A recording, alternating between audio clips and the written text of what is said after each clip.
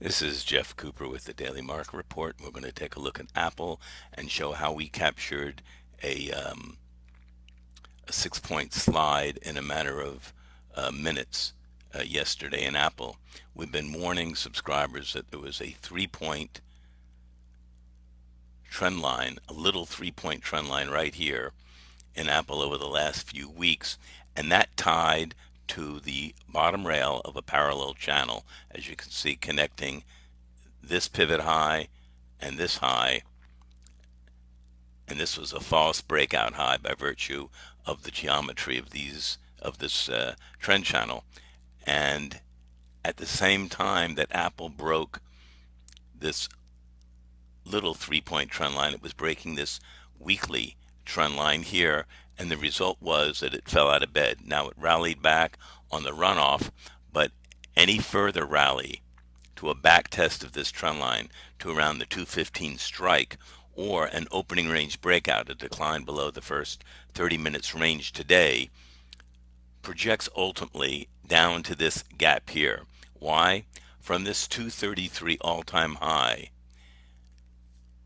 180-degree move down on what is called the square of 9 chart. It's not important to get into that now. Just know it's a way to measure price and time in the market. Again, called it his master time and price calculator. 180 degrees down is 204. 270 degrees down, these are all 90-degree decrements.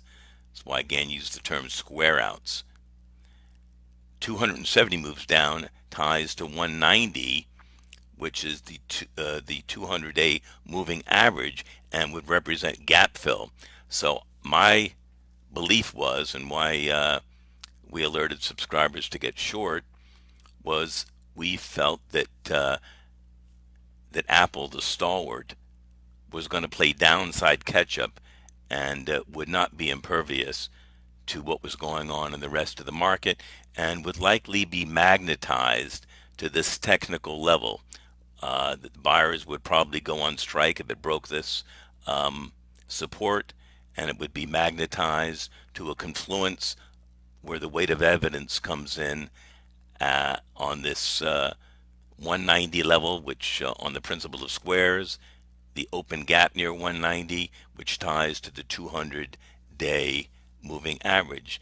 Now, interestingly, 360 degrees down ties to 176, which is right here.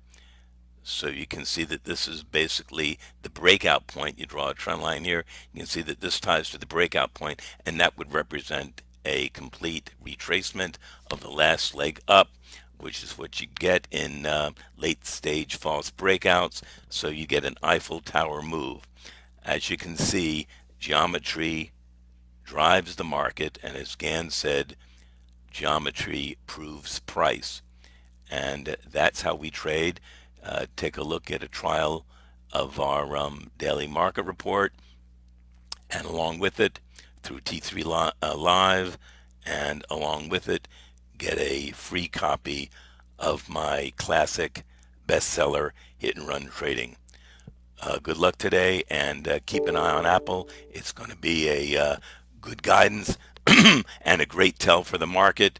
And I would take a look at puts, and I think Apple reports on the 2nd, and whichever way it goes, if it spikes up first, like Netflix did on its earnings, I think it's going to offer a good opportunity, although we don't know whether it's going to gap up first, of course. And that's it for now. I'll let you go. Appreciate your time, and thank you for listening.